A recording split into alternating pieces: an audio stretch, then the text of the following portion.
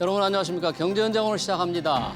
카카오의 1분기 매출이 1조 2,580억 원, 영업이익은 1,575억 원을 기록했습니다. 분기 기준으로 매출과 영업이익이 모두 역대 최대 규모인데요. 카카오는 새로운 사업 확장과 공격적인 해외 진출을 시사했습니다. 네이버의 아성을 무너뜨릴 수 있을지 관심인데요. 장기 투자 관점에서 제2의 삼성전자로 떠오른 네이버와 카카오. 과연 ICT 산업의 대장주는 누가 될까요? 유튜브 실시간으로 의견 주시면, 댓글로 의견 주시면 토론에 반영하겠습니다. 경제 현장 오늘입니다.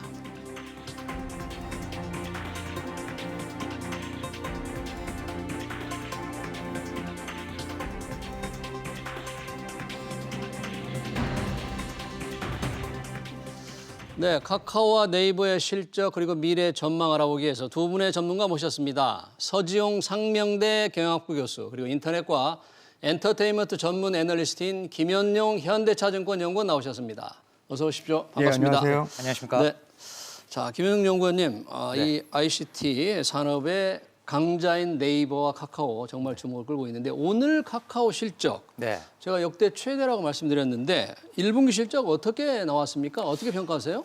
상당히 이제 최근에 높아져 왔던 시장 기대치조차 충족을 시켰고요. 네. 또 특히 이제 외형 성장률, 매출액 성장률 측면에서는 네. 깜짝 실적이 나왔다라고 봐도 좋을 정도로 아주 높은 성장률과 예. 그리고 이 규모 측면에서도 이제 사상 최대치를 경신하면서 깔끔한 호실적이 나왔다 이렇게 말씀드릴 수가 있겠습니다. 그런데 이게 실적은 좋아졌는데 네. 늘 그렇지만 뭐 주가는 또 실적을 반영하지 네. 못하고 오늘 조금 약세를 지금 보이고 있는 거죠? 예, 약보합세를 보이고 있는데요. 예. 이 부분은 아무래도 이제 기존의 1분기 실적이 좋을 것이다라는 기대감이 충분히 형성되어 있었고요. 네. 1,500억대 중반 정도가 이미 시장의 기대치였는데 1,575억, 그러니까 한 1, 2% 정도 이익이 더 잘 나온 것에 대해서 네. 어떻게 보면 이익 측면에서의 서프라이즈는 아니다 보니 지금까지 기대감이 반영되면서 좀 차익 실현 매물들이 좀 나오는 상황으로 이해를 하시면 될 것 같습니다. 네. 서지훈 교수님, 이게 예. 오늘 카카오 실적 저희가 이제 네이버 한번 비교 분석을 해볼 텐데 자세한 분석은 이제 조금 이따 하기로 하고 총계 실적만 본다면 네이버와 비교해서 어떻게 1분기 실적을 평가할 수 있을까요? 예, 네이버하고 카카오하고 실적이 거의 비슷해졌어요. 그러니까 그동안에 이제 카카오하고 네이버하고의 차이가 분명했었는데 예. 이제 매출액만 보더라도 그 네이버가 이미 이제 발표한 거 보면은 한 1조 한 5천억 정도 매출이 되고요. 예. 그다음에 이제 그 영업이익은 한 2,888억. 네. 그다음에 이제 카카오 같은 경우는 지금 이제 애널리스트 분께서 말씀하셨다시피 네. 예, 당초 예상하고 비슷했습니다. 매출액이 이제 1조 2,580억, 예. 전년 동기 대비 45% 증가했고요. 45%. 영업이익 같은 경우는 지금 그 2,575억 원인가요?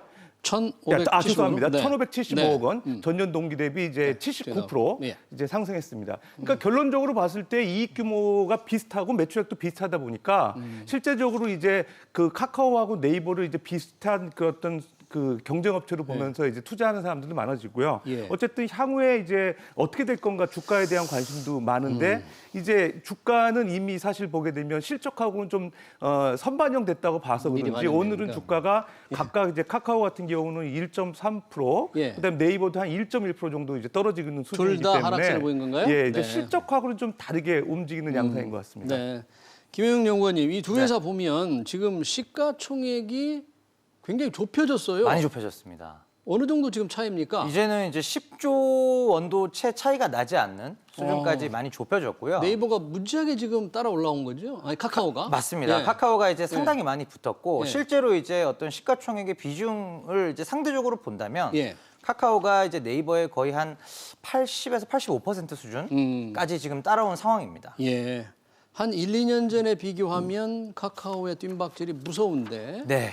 예. 압도적으로 좀 빠르게 성장을 해왔고요. 예. 이렇게 시가총액 격차가 줄어든 이유는 가장 큰 부분이 성장성의 차이입니다. 성장성. 예, 네. 네이버는 기존에도 어떻게 보면 덩치가 어느 정도 있었던 상황이었고요. 예. 물론 이번 1분기에도 30%라는 작지 않은 아주 높은 수준의 성장률을 기록을 했지만 네이버 카카오는 매출도 그렇게 늘었는데. 예, 상당히 늘었지만 예. 카카오로 까고 보니까 45%나 되는 거죠. 아. 예. 그러면 예. 두 회사의 이제 좀 부분별로 한번 카카오 실적을 조금 부분별로 나눠서 본다면 네. 제일 이제 네이버 비교해서 볼 때 네. 저희가 이 검색도 있고 네. 검색 광고, 네, 맞습니다. 또 콘텐츠 여러 분야가 있잖아요. 좀 네, 네. 분야별로 한번 나눠서 좀 뜯어볼까요, 우리가? 일단은 이제 1분기 실적을 총평을 해본다면은 네이버와 카카오의 이제 가장 큰 차이점은 예. 네이버는 성장을 디스플레이 광고랑 광고. 핀테크 쪽이 주도를 했고요. 아, 금융 쪽 온라인 광고와 핀테크가 주도를 했고, 예. 카카오의 경우에는 예. 톡비즈 쪽에 이제 광고랑 커머스가 이제 포함되어 있는 사업 부문의 개념입니다. 그래서 이 톡비즈랑 콘텐츠가 견인을 했습니다. 톡비즈에 카머스가 들어가 있습니까? 이 네, 카머스가? 커머스와 광고가 같이 들어가 있습니다. 광고가 같이 들어가 예, 그래서 있고. 광고라는 공통 분모. 네. 그러니까 네이버도 광고와 핀테크라고 말씀을 드렸고 예. 카카오의 경우도 톡비즈 안에 광고가 포함되어 있다 보니 예. 광고와 콘텐츠가 매출 성장을 상당 부분 견인한 측면이 있습니다. 그래서 네. 양사의 차이점은 예. 공통점은 광고고 차이점은 네이버는 이번 분기 같은 경우 금융이 돋보였고 네이버. 카카오는 콘텐츠 쪽이 돋보였다. 이렇게 이제 콘텐츠 비교를 해드릴 수 있겠습니다. 아, 그래요? 예. 그러면 네이버와 카카오를 비교했을 때 지금 네이버의 금융이라 그러면 네이버 뭐 파이낸셜입니까? 뭐 그렇습니다. 네이버페이에서 이제 2019년도에 분사해서 예. 이제 그 미래에셋증권에서 30% 지분 투자 받아가지고 설립한 회사가 네이버 파이낸셜이고요. 예. 최근에 이제 그 CMA 통장 이제 발행을 하면서 이제 네이버 쇼핑을 이제 하는 그 투자자들한테 예. 소비자들한테 이제 최대 3%까지 이자 준다 그래가지고 기존 금융업체들이 좀 경계심을 갖고 있는 그런 회사죠. 예. 근데 지금 이제 우리 김 애널리스트께서 네. 말씀하셨다시피 카카오 사업 구조랑 이제 네이버 사업 구조 비교해봤을 때 예. 카카오 사업 구조는 저는 이제 주목할 만한 게 올해 이제 플랫폼 사업이랑 그 콘텐츠 사업, 신사업 쪽에서는 주목을 할 필요가 있는 것 같아요. 카카오의 신사업 쪽. 네. 그러니까 지금 사업 구조를 보면 예. 그 지금 이 카카오 같은 경우는 이제 플랫폼 사업 예. 거기에 말씀하신 대로 이제 톡비즈, 톡비즈. 그다음에 포털비즈, 네. 포털비즈 우리 다음 생각하시면 되죠. 다음 커뮤니케이션, 톡비즈 같은 경우 카카오톡, 예. 이제 포털비즈는 이제 다음. 그다음에 신사업 같은 게 이제 그 최근에 이제 카카오 모빌리티 쪽에 예. 카카오 택시, 뭐 내비, 주차, 예. 뭐 이런 쪽이죠. 예. 그다음에 이제 카카오페이도 같이 신사업 쪽에 들어가고요. 그다음에 이제 콘텐츠 사업이 사실은 기존에는 이제 그 유료 콘텐츠 쪽에 이제 카카오 페이지가 유명했는데 예. 그게 이제 카카오 M하고 이제 합병하면서 카카오 엔터테인먼트가 됐고요. 그 최근에 일본 시장에서 이제 피코마가 이제 그 열풍이 일으면서 그쪽이 상당히 이제 부각이 되고 있고요. 피코마. 예, 콘텐츠 사업 같은 경우 지금 이제 상당히 그 피코마가 주류가 있습니다. 전체적으로 봤을 때 플랫폼에서 이제 톡비즈가 전년 동기 대비 매출 실적이 61%가 개선이 됐어요. 네. 예, 그래서 결과적으로는 이 플랫폼 사업에서 51% 정도 성장하는 데 이제 기여를 했고요. 네. 그다음에 신사업 쪽에서 이제 모빌리티 사업이 주목이 되는데 네. 이게 사실 카카오페이하고 합쳐서 89% 정도 전년 동기 대비 개선이 됐어요. 실적이 매출이. 모빌리티 쪽이. 예. 그러니까 모빌리티하고 사실은 그 플랫폼 사업 쪽에 상당히 이제 성과가 있었고요. 그다음에 콘텐츠 사업 같은 경우도 지금 아까 말씀드린 피코마의 선전으로 인해서 전년 동기 대비 38%가 매출이 늘어났거든요. 네. 그러니까 전체적으로 지금 보면 포털비즈 쪽에서만 뭐 계절성이 있어서 그런지 한 1% 정도 매출 척폭 증가한 거 외에는 다른 사업들은 상당히 이제 매출이 증가한 게 요번에 이제 그 어떤 역대 최대 네. 실적 내지 않았나 생각됩니다. 김현종 의원님. 네. 그러면 조금 뭐 구분해서 지금 말씀을 해주셨는데 네네. 이 카카오의 피코마가 상당히 주목을 끈다고 하니까 네. 이런 콘텐츠 파트를 조금 이렇게 나눠서 한번 네. 네이버와 카카오 경쟁 포인트, 약한 포인트 이렇게 좀 비교해서 한번 설명해 주세요. 일단은 이제 양사의 색깔이 굉장히 다르고요. 네. 카카오 같은 경우에는 이제 지금 콘텐츠 사업을 잘 하고 있고 예. 규모도 조 단위의 매출과 한 10% 이상의 안정적인 마진을 가져가고 있는 상황인 반면 예. 상대적으로 어떤 10대나 20대 초반, 그러니까 10대형 플랫폼들은 상대적으로 좀 약합니다. 그러니까 미래를 위한 투자 관점에서는 네이버 대비 조금 열의에 있지만 현재 규모나 수익성을 창출하는 측면에서는 카카오가 잘하고 있다. 아. 이렇게 말씀드릴 수가 있고 네이버는 그 반대입니다. 그래서 지금은 콘텐츠 사업 부문이 좀 많이 적자를 보고 있는 상황이고 예. 그 적자의 중심에 이제 제페토나 스노우 같은 철저하게 10대를 겨냥한 플랫폼들이 자리를 하고 있습니다. 그 회사는 투자를 많이 하기 때문에 지금 적자를 보고 있습니까? 네. 제페토와 네. 스노우의 경우에는 연간 영업 손실이 거의 한 1,000억 원 가까이 그래요? 될 정도로 상당한 적자를 감내하면서도 미래에 대한 투자를 꾸준하게 하는 그럼 그런 요게 사업 이제, 부분들이 네. 흑자로 전환할 네. 전망이라든지 가능성은 어때요? 네이버의 경우에는 지금 당장에 그러니까 즉 한 뭐 1, 2, 3년 안에 예. 가파른 흑자 전환을 하기는 쉽지 않은 그 부분이 사실상 힘든 예. 구조라고 보시면 될 것 같고요. 예.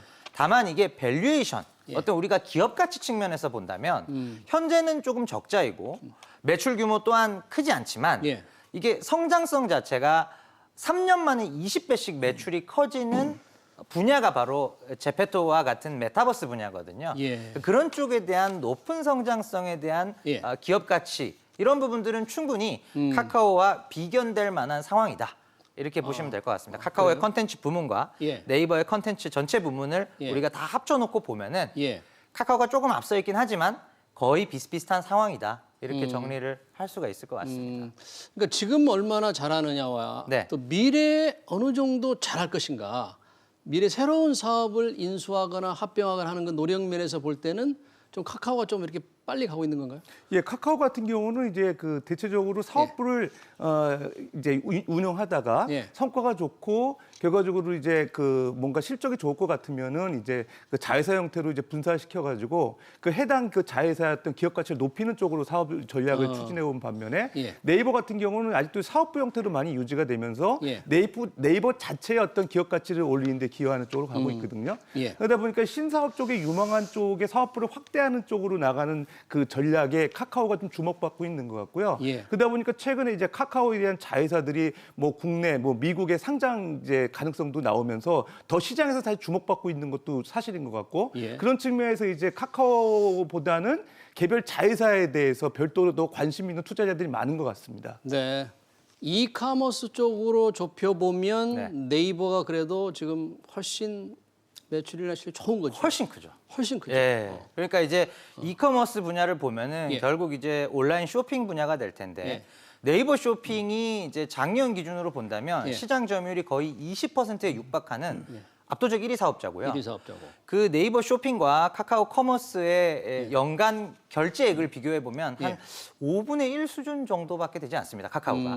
그래서 카카오는 어떻게 보면은 덩치보다는 예. 선물하기 많이들 하시지 않습니까? 네. 그래서 새로운 시장을 개척하면서 그 선물하기를 중심으로 독특한 시장 영역을 중심으로 틈새 시장인가? 맞습니다. 그런 개념입니다. 그래서 규모는 크지 않지만 네. 20% 이상의 아주 안정적인 수익성, 높은 수익성을 가져다주는 알짜 사업이 카카오 입장에서도 커머스 분야에 해당합니다.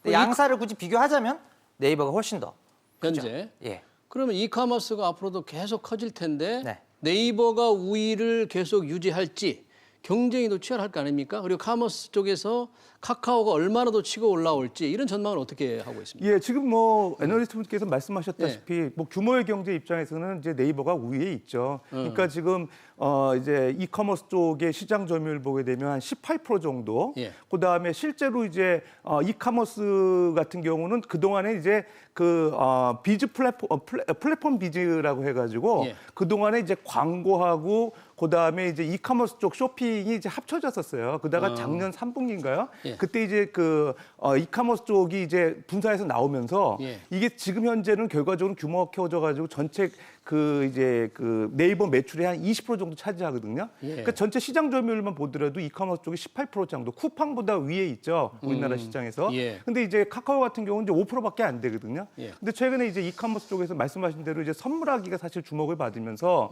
상당히 이제 모바일 이제 그 이용자들이 편의성을 갖고 이제 거래하는데 도움이 되는 기능들을 많이 추가했습니다. 예. 그런데 그러다 보니까 최근에 이제 이커머스 시장에 상당히 주목을 받고 있긴 하는데 이제 문제는 뭐냐면은 이제 앞으로 네이버 같은 경우는 전체 사업 포트폴리오에서 이제 광고나 이런 쇼핑 이런 쪽에 워낙 특화가 돼 있다 보니까 플랫폼 고도화가 잘 이루어진 반면에 사실은 최근에 이제 그 카카오 같은 경우는 네. 그쪽 기능을 좀 확대하다 보니까 이제 우리가 알고 있는 카카오톡에 이제 과부하가 걸리는 것 같아요. 그래서 어제도 보면 어제 예. 불통이 좀 있었다. 예, 불통이 한 네. 뭐 9시 45분 이후부터 한 2시간 이상 불통이 있었잖아요. 예, 예. 그래서 일부에서는 뭐 전기통신사업법, 뭐 작년 넷플릭스법이라고 하나요? 넷플릭스법. 그 넷플릭스법에 의해서 뭐 좀 제재를 받는 거 아니냐. 뭐 그런 얘기도 나오고 있는데 사실은 이게 유료가 아니라 무료 서비스이기 때문에 네. 뭐 어떻게 제재를 받을지 좀 그거는 불확실해 보이는데 네. 어쨌든 안정적인 그런 그 메신저 그 서비스 회사로서는 예. 사실 그런 이커머스 쪽에 투자하는 게 좀 부담이 되는 건 사실인 것 같습니다. 네. 이커머스 전망 카카오톡은 어느 정도 앞으로 좀 더 클 수 있을 것 같아요? 뭐 일단은 이제 교수님께서 말씀하신 대로 일단 뭐 지금 현재는 이제 5% 정도를 전후로 점유하는 상황까지는 왔는데 네. 최근에 또 이제 지그재그라는 이제 여성 의류 전문 플랫폼을 또 하나 인수를 하지 않았습니까? 지그재그 네. 여성 패션몰. 네, 맞습니다. 굉장히 그래서 인기가 높죠. 그거. 맞습니다. 네. 그래서 그걸 카카오 커머스에 이제 붙이게 되면 아. 작년 기준으로 이미 한 이제 6조 이상의 이제 결제액이 나오고요. 거래액이 연간 거래액 지그재그가. 규모가 전체 카카오로 봤을 때 예. 이제 카카오 쇼핑이 한 6조 규모가 나오고요. 예. 올해도 이제 이번 1분기 실적에서도 밝혔다시피 1분기에도 또 전년 동기 대비 거의 60% 가까이 성장을 하고 있습니다. 그러면 그렇게 단순하게 우리가 대입만 해보더라도 예. 그럼 올해는 한 10조에 가까운 수준은 나오겠구나. 어. 그래서 뭐 네이버와 체급차가 여전히 존재는 하는 상황입니다만 예. 카카오도 올해 말 정도가 되게 되면 그래도 연간 거래액이 한 10조 규모로 올라서게 되고 주요한 앞서 말씀드렸다시피 수익성은 굉장히 좋거든요. 그러다 보니까 어떤 카카오 전체 생태계 안에서 중요한 이제 이익원으로 기능을 할 수 있을 것으로 보여집니다. 네.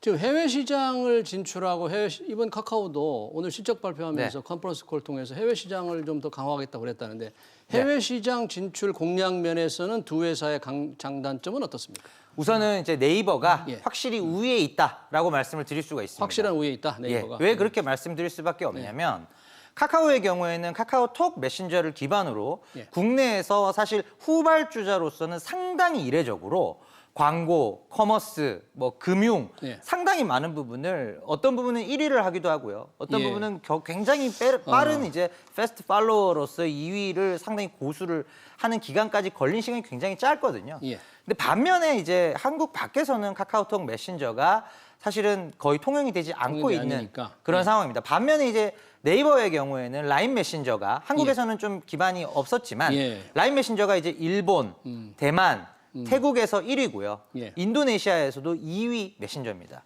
그러다 보니까 이 메신저를 기반으로 해서 뭐 뱅킹 서비스나 그다음에 O2O 쪽이나 이런 영역으로 또는 뭐 스마트 스토어 같은 이제 쇼핑 영역 예. 이런 쪽으로 사실 사업들을 빠르게 확장시킬 수 있는 네이버가 예. 좀 더 우위에 있다고 말씀을 드릴 수가 있습니다. 네. 그러니까 해외에서는 네이버가 우위에 있는데 지금 일본에서는 아까 잠깐 말씀드렸지만 컨텐츠 부분에서 왜 카카오가 피코마를 인수하면서 훨씬 지금 네이버 라인을 압도한다면서요, 많아. 그렇습니다. 네이버가 원래는 기존에 라인망가라고 하는 네. 그쪽 그 콘텐츠 사업에서 좀 우위를 점하다가 최근에 라인망가가 피코마한테 많이 밀리고 있죠. 네. 피코마 같은 경우는 최근에 이제 그 유료 콘텐츠 사업에서 상당히 이제 두각을 보이고 있거든요. 그래서 최근에 이제 네이버의 한성숙 대표 같은 예. 경우도 막 그 사례를 아마 이제 얘기를 하는 것 같은데 예. 최근에 오리지널 그 콘텐츠 유료 사업을 좀 확대하겠다. 그다음에 이제 연재형 시리즈를 많이 출시해서 뭔가 이제 그 시장 점유율을 뭐 일본에서 뒤진 거를 많이 하겠다. 그래서 네. 그 북미 쪽의 웹툰 뭐 웹소설 플랫폼하고 와패드라고 하는 업체하고도 이제 제휴한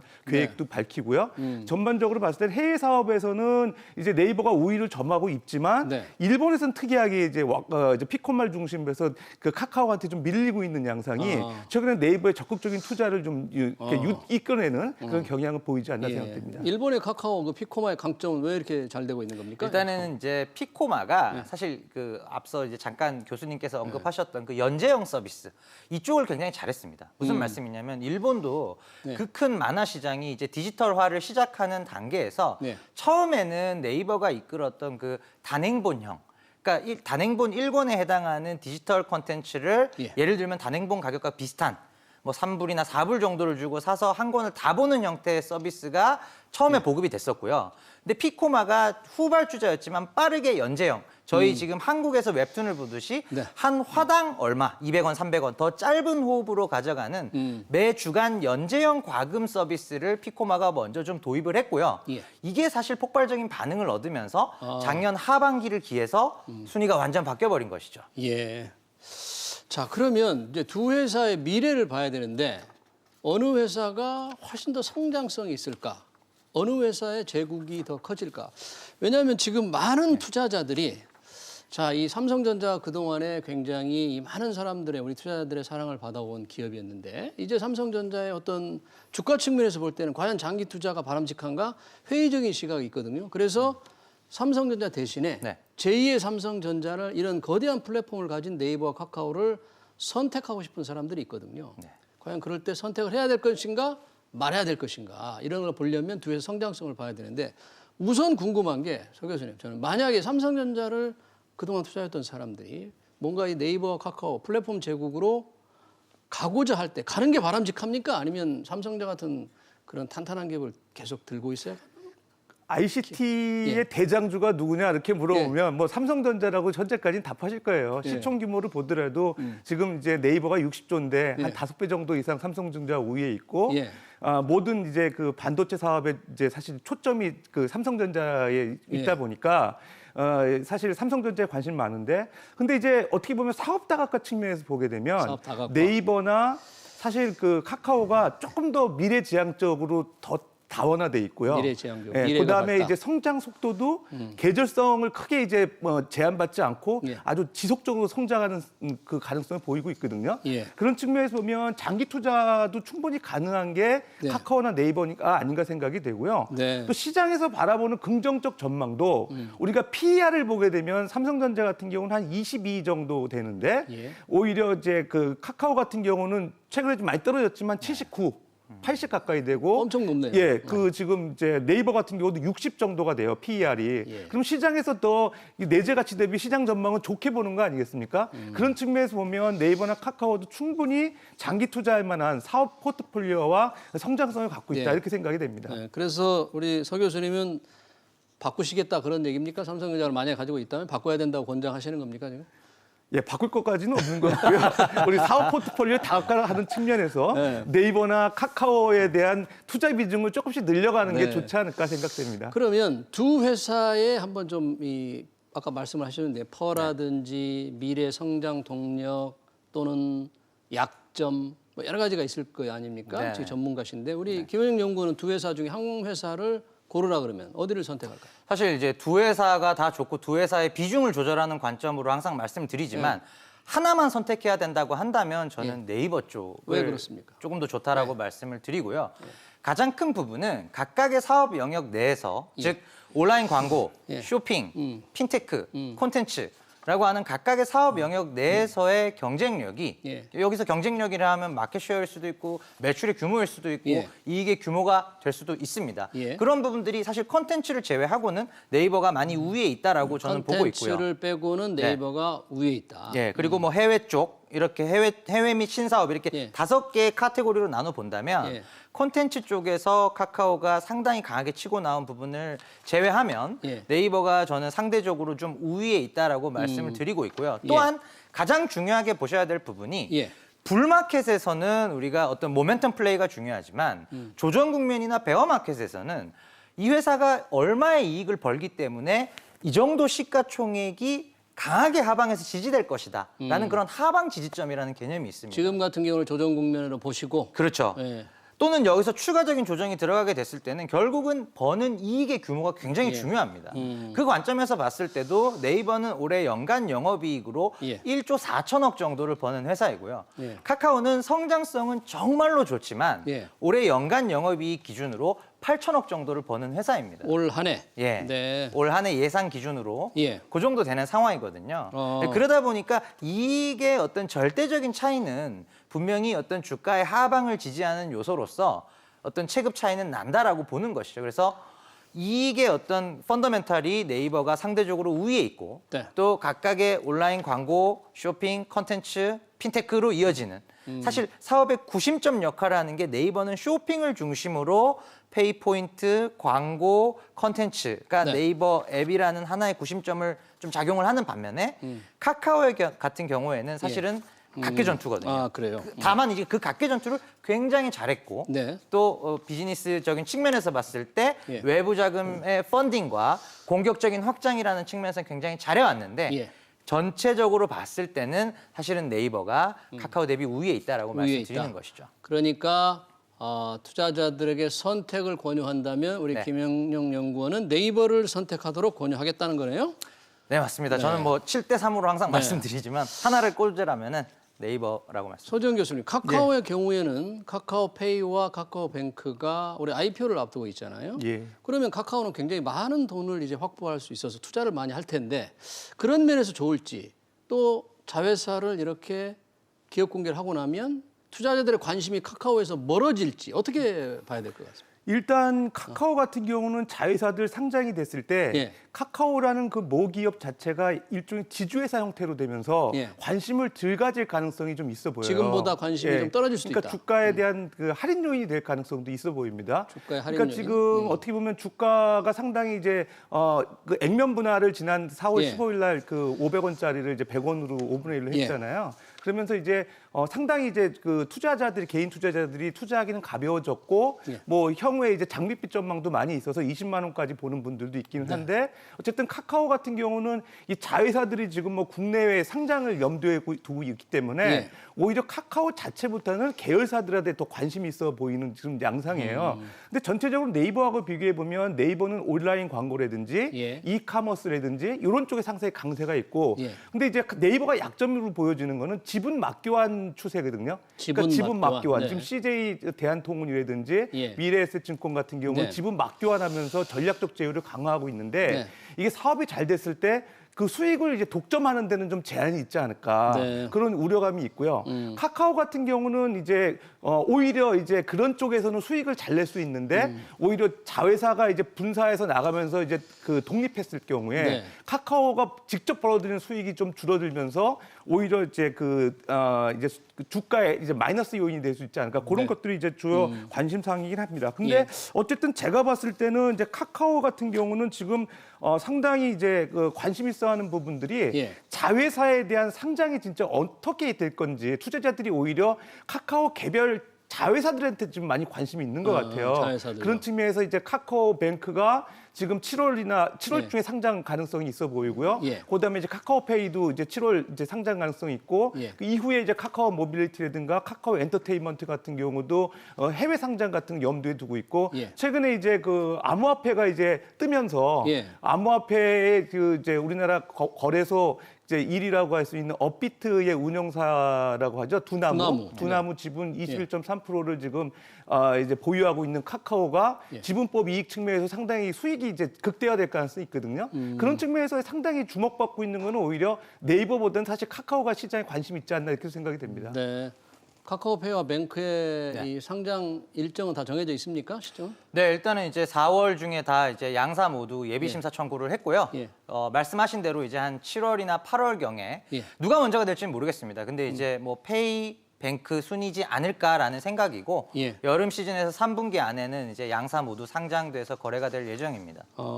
그러면 카카오 엔터테인먼트라든지 네. 뭐 카카오 재팬 네. 이런 데 IPO 얘기도 있는데 그 올해 그 회사를 또 가능해요? 그 두 회사들은 사실 이제 올해는 조금 힘들어 보이고요. 올해는 안 되고. 올해는 이제 페이와 뱅크에 주력을 하고 예.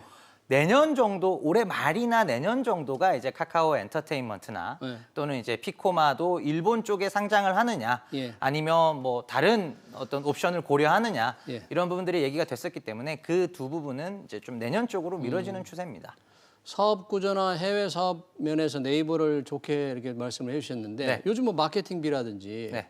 인건비 이런 네. 게 워낙에 많이 늘어나기 때문에 맞습니다. 수익성이 상당히 제한적이지 않을까 이런 걱정도 있던데 어떻게 보십니까? 사실 이제 네이버의 경우에도 아무래도 이제 비용 사이클로 들어가고 예. 광고 쪽은 뭐 30%대 마진 돈을 워낙 잘 벌지만 예. 아까 말씀드린 대로 콘텐츠 쪽에서 적자가 많이 나다 보니 예. 전반적인 수익성 자체도 이번 1분기에도 영업이익률 19.3%로 예. 어떻게 보면 20%도 살짝 깨진 상황입니다. 그래서 20% 전후로의 수익성은 일정 부분 지킬 수는 있겠지만 예. 당분간은 마진율이 올라가기는 쉽지 않은 구간인 건 맞다. 그러니까 마진율이? 매출이 늘어서 예. 마진율이 다소 정체되더라도 매출이 많이 늘어서 이익은 올라갈 수 있겠으나 마진율 자체가 올라가기는 쉽지 않은 구간에 있습니다. 그게 네이버고요. 예. 카카오의 경우에는 조금 다릅니다. 그래서 어떻게 카카오는 신사업들이 적자 또는 BEP 수준의 수익성밖에 내지 못하다가 페이나 모빌리티 같은 것들이 올해부터는 좀 의미 있게 수익성이 나오거든요. 그러다 보니까 카카오도 똑같이 광고는 20에서 25% 정도 마진이 나옵니다. 예. 근데 지금까지는 작년도에 카카오만 보시더라도 예. 한 자리 초중반밖에 영업이익률이 안 나왔었어요. 그랬던 부분들이 그게 신사업 때문이었는데 예. 그 부분들이 적자에서 BEP, BEP에서 흑자로 돌아서다 보니까 이번 1분기에도 12.5%나 되는 예. 영업이익률이 나왔고 예. 여전히 광고 마진하고는 갭 차이가 많이 나지 않습니까? 예. 이 광고 마진에 수렴해 가는 형태로 조금 더 마진이 개선될 가능성이 높은 것이죠. 마지막으로 네이버와 카카오 두 회사가 결국 여러 분야에서 겹치고 전쟁을 벌일 텐데 최후의 결전장이 어느 분야에서 최후의 결전을 벌이게 될 것 같습니까? 금융 쪽이 저는 되지 않을까 금융 생각하고 쪽에. 있고요. 아. 이제 네이버 파이낸셜 같은 경우는 지금 상당히 이제 CMA 통장으로 각광받고 있고요. 예. 그 다음에 특히 주목받는 게 이제 최근에 그 전자금융법 개정이 되면서 예. 지금 이제 ICT에 대한 그 규제 샌드박스 때문에 이제 올해 4월부터 해가지고 예. 30만 원까지 후불 결제하는 그런 서비스를 제공하고 있어요. 예. 이제 카카오는 그런 서비스를 이제 하반기에 준비한다고 하는데, 예. 그러니까 오히려 금융 쪽에 치고 나갈 가능성이 있고, 더군다나 이제 올해 2월 달에 예. 이제 그 마이데이터 사업에서 예. 라이센스를 받았죠. 네이버 예. 같은 경우. 근데 이제 카카오 같은 경우는 마이데이터 사업에서 이제 아까 말씀드렸던 엔트파이낸셜 2대주주의 어떤 그 대주주 적격수 예, 때문에 예. 못 받았거든요. 그럼 결과적으로 이제 자산관리 서비스라든지 이런 전통적인 금융업에서 좀 더 발전된 쪽으로 가는 게 네이버라고 봤을 때 예. 지금 그 카카오뱅크나 카카오페이를 중심으로 한 이런 카카오의 어떤 그 질주를 좀 네이버가 좀 저지할 수 있지 않을까 생각되는데 어쨌든 네. 각각의 영역에서 상당히 경쟁력이 있기 때문에 예. 두 그 IT 기업이 상당히 금융 쪽에서 격전을 벌이지 않을까 저는 생각이 됩니다. 네, 잘 알겠습니다. 지금까지 네이버와 카카오의 현재의 전투 상황, 미래 상황 잘 들어봤습니다. 서지용 상명대 경학부 교수 그리고 김현용 현대차증권 연구원이었습니다. 고맙습니다. 네.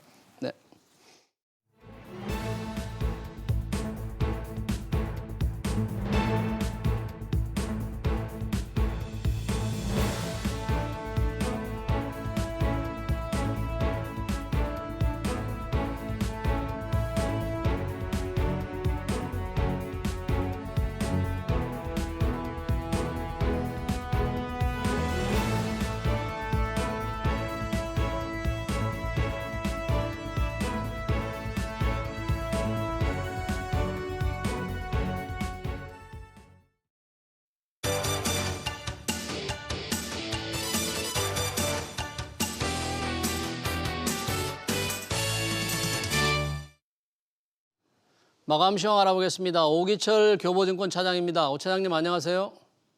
네, 안녕하십니까. 네, 오늘 시장 동향 좀 정리해 주시죠. 네, 오늘 코스피 지수는 다우지수의 최고치 경신 영향으로 좀 강세를 나타냈는데요. 코스피 지수는 오늘 기관들의 매수에 힘입어서 31포인트, 1% 상승, 3,178포인트로 마감이 됐습니다. 코스닥 지수는 개인들만 순매수를 보였는데요.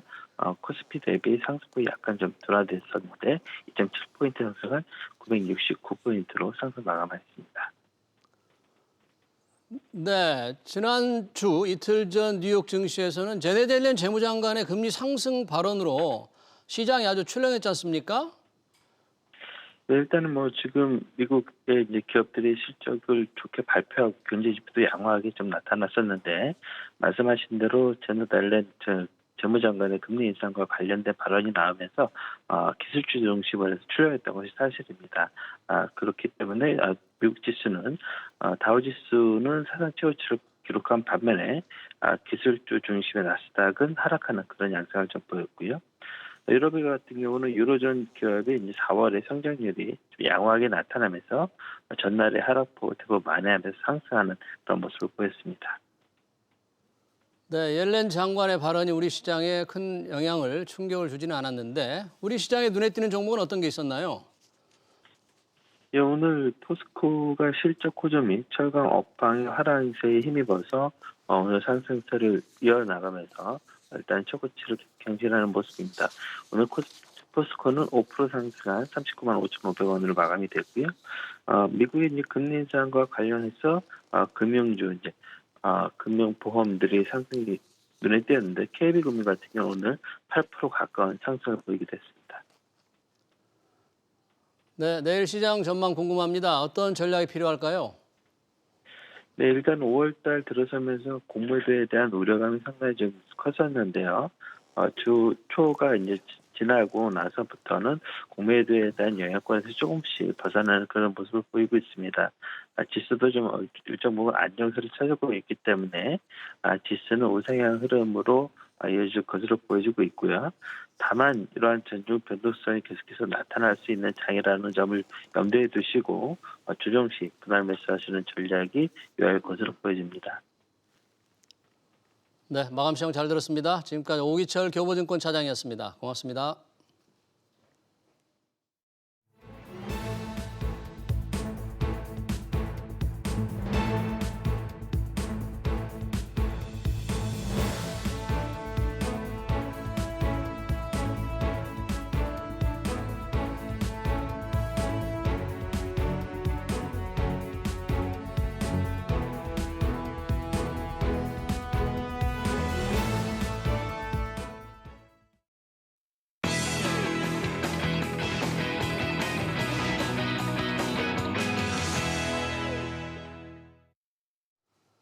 위대한 예술 작품은 인간에게 감동을 줍니다.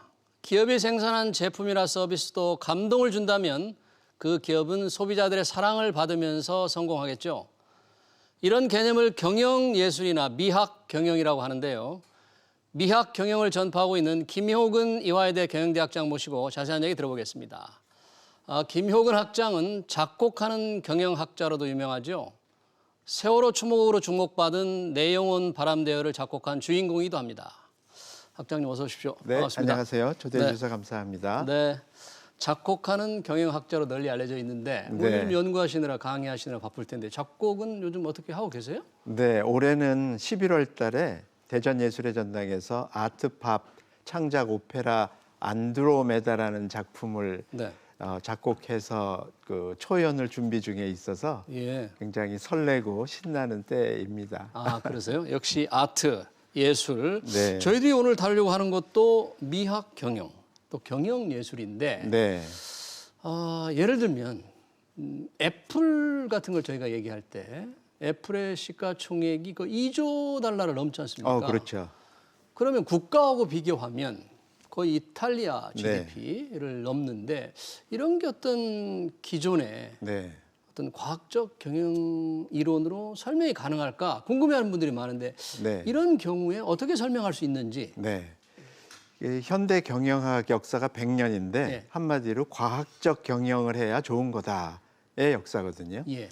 근데 그 과학적 경영이 엄청난 발전을 오늘날까지 가져온 거는 맞아요. 예. 근데 이제 소비자들이 그동안에 너무 까다로워지다 보니까 예. 이제는 과학적 경영은 기본이고 과학적 경영은 기본이고. 네. 예술적으로 경영하는 요소가 네. 반드시 함께 해야만 네. 이제 성장과 생존이 보장이 된다. 이런 내용이에요. 예술적 경영을 반드시 해야만 된다. 네. 그렇죠. 그런데 이제 예술이라는 게 우리 보통 익숙치 않으니까 예. 예술의 목적은 예. 감상자들이 아름답다고 느끼거나 네. 와우 해서 네. 감동을 느끼도록 하는 게 활동의 목적인데 예. 사업이나 경영의 목적은 이윤을 가능하면 극대화해서 그렇죠. 사회적으로 많은 좋은 일들을 하는 거잖아요. 예. 근데 그 두 가지가 다르지 않다. 아. 즉 사업에서 예. 제품이나 서비스를 그 예술적으로 사람들을 감동시킬 수 있는 수준으로 잘 만들면 이윤 극대화는 저절로 따라온다. 네. 근데 이제 우리가 감동을 그럼 어떻게 누가 감동 만들고 싶지 않은 사람이 그렇죠. 없지 않겠습니까? 네. 네. 근데 감동이 어디서부터 오는지는 예. 사실 우리가 잘 모르고 있었던 거죠. 예. 그러니까 감동이라는 게 크게 보면 도덕적 감동이 있고 미학적 감동이 있는데 예. 인간이 감동할 수 있는 게 그 두 가지밖에 없거든요. 도덕적 감동과 미학적 감동. 감동. 네, 어떤 차이가 있고 어떤 뜻입니까 이게? 도덕적 감동은 예. 쉬워요. 예. 우리 부모님들이나 어머님이 한없이 타인을 위해서 희생하고 예. 소중한 거를 내줄 때 그 상대방이 느끼는 감동은 대부분 다 도덕적 감동이라 예. 이건 우리가 잘 알고 있어요. 예. 예. 미학적 감동은 예. 진짜 위대한 미술 작품, 음악 작품, 무용 작품, 문학 작품, 시 네. 예. 이런 걸 접했을 때 예. 와, 어떻게 이런 작품을 했지? 네. 야, 이거 정말 내가 마음을 뺏기고 예. 감동을 받는다. 이런 거가 미학적 감동인데 예. 기업이 만드는 제품이나 서비스를 경험하면서 네. 그런 수준의 감동을 느껴본 적이 한국 경제에는 별로 없었어요. 아, 그런 수준의 감동을 느껴야만 되는데 아직은 그런 게 그렇죠. 없다. 예, 왜냐하면 감동. 예. 한국 경제 지난 50년을 우리 학자들이 뭐라 그러냐면 예. 모방 경제 50년 이렇게 불러요. 네. 추격. 네. 네, 추격. 네. 왜냐하면 선진국에 좋은 게 있었고 예. 따라하면 됐으니까 네. 조금 더 잘하면 되니까. 예. 근데 예술계에서는 모방 그러면은 아주 금기어예요. 예. 수치스러울 뿐만 아니라 네. 저작권에도 위배가 될 정도로 금기시하는 거라 예. 예술하는 분들은 자기 작품을 가능하면 감동을 시키기 위한 예. 새로운 요소, 예. 독창적인 요소로 자신의 생각과 감정을 잘 표현해서 그걸 딱 접하는 순간 와우 하는 그런 감동. 예, 예. 그런 거를 기업에서 이제부터 잘 좀 만들어야만 되는 네. 시대에 접어들었다. 네, 그게 시급하다 그런 얘기인데요. 네. 그러면 방금 말씀하신 그 감동, 예술 작품이 주는 것과 같은 감동 차원에서 본다면 네, 저희들이 볼 때는 예를 들면 애플이라든지 삼성전자 두 휴대폰 만드는 회사만 놓고 본다면 네. 기술력에 큰 차이가 있을까 하는 없죠. 의문을 갖는데 심지어는 삼성의 기술력이 훨씬 더 좋다고 그런데 평가할 수 왜 있죠. 애플과 삼성을 바라보는 소비자들은 무슨 차이가 많느냐? 2007년에 예. 이 세상에 스마트폰이라는 게 없던 시절에 예. 애플이 사람들의 상상과 기대를 깨고 예. 최초의 아이폰이라는 스마트폰을 세상에 출시한 거죠. 예.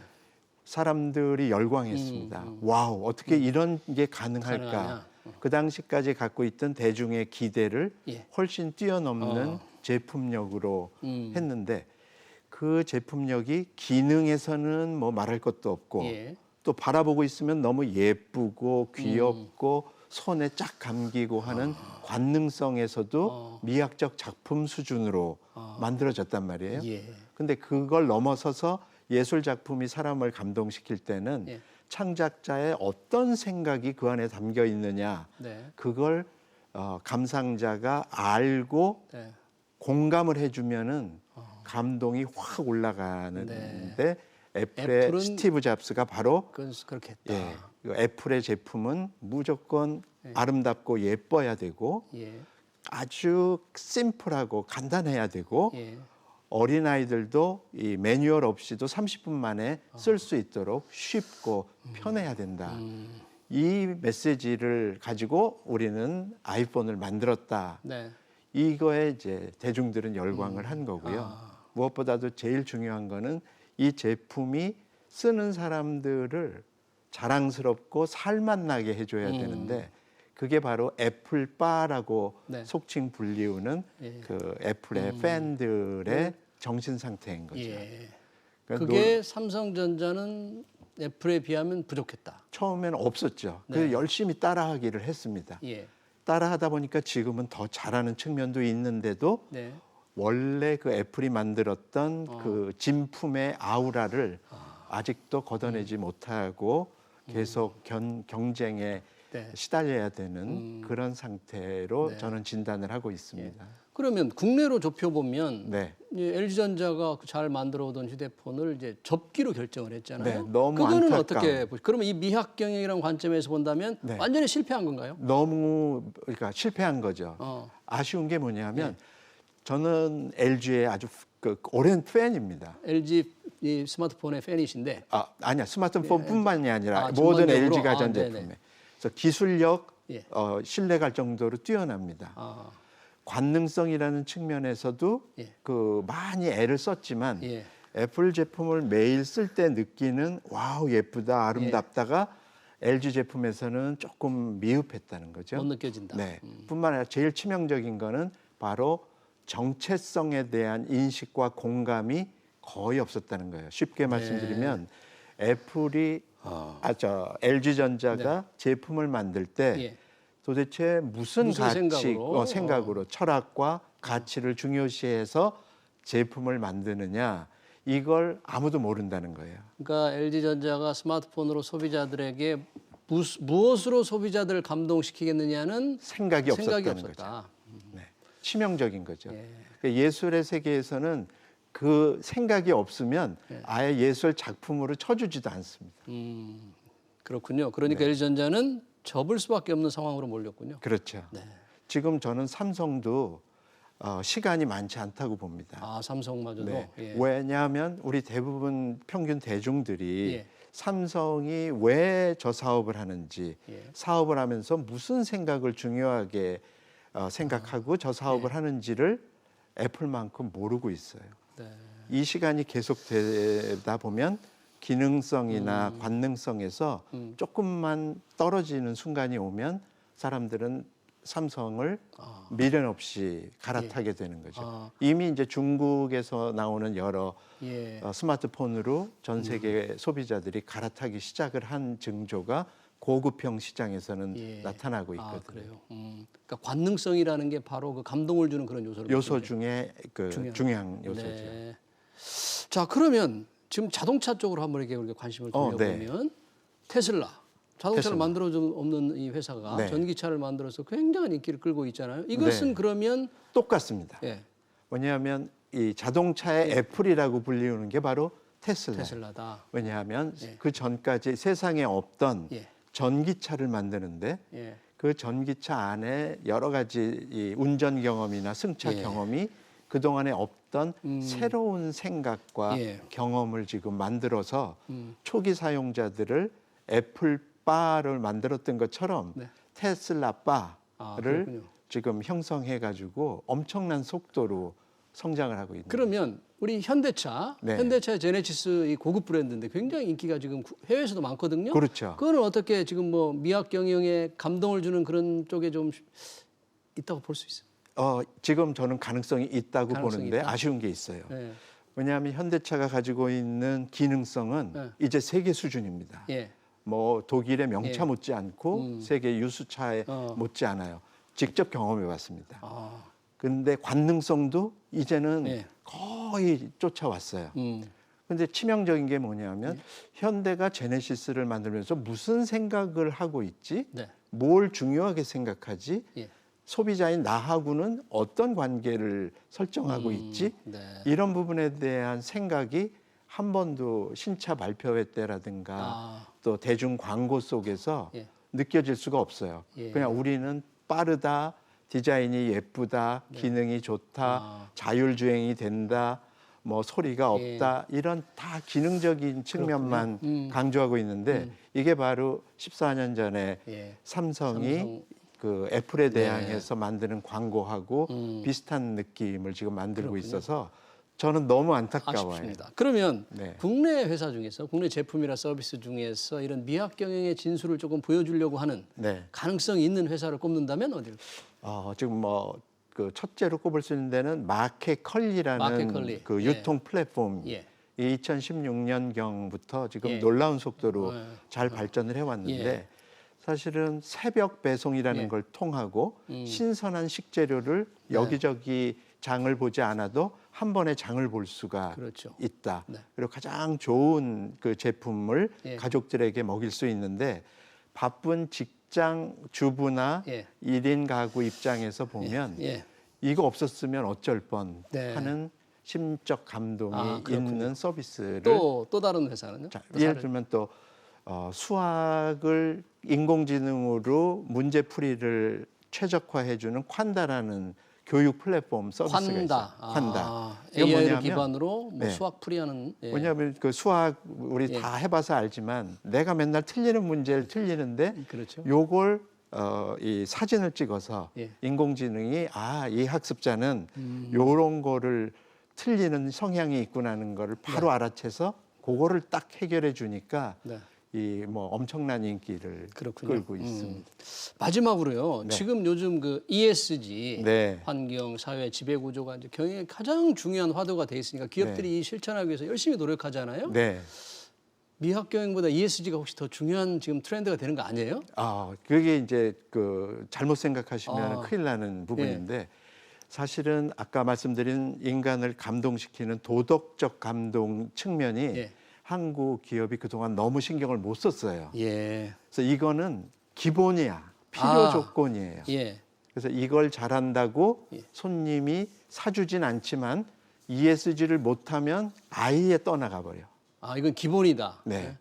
반드시 해야 되는. 네. 그래서 늦었지만 네. ESG를 빨리 정비해서 기본 수준까지 하는 거는 이건 머스트로 빨리 해야 될 일인데 네. 이것만 해가지고는 성장과 생존이 보장이 안 된다. 예. 바로 LG전자가 좋은 그 예가 이해가 된다. 최근에 나타났다. 예, 이건 필요 조건이 ESG 정조는 네. 진짜 할 것은 네. 인간의 미학 감동을 경영이다. 주는 비약 경영에 전념을 다해야 된다. 그렇죠. 그런 얘기군요. 시간이 많지 않다. 시간이 많지 않다. 이분 심지어 삼성전자도 또? 좀 그렇다. 네. 걱정을 좀 해야 된다 이런 얘기네요. 맞습니다. 네, 기업들에게 아주 소중한 말씀 잘 들었습니다. 미학 경영에 대해서 김효근 이화여대 학장과 잘 들었습니다. 고맙습니다. 네, 고맙습니다.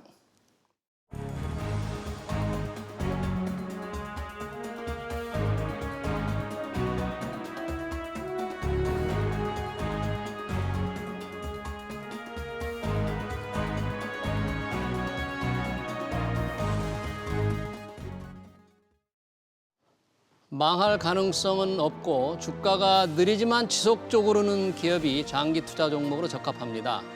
삼성전자가 그동안 그런 역할을 해왔죠.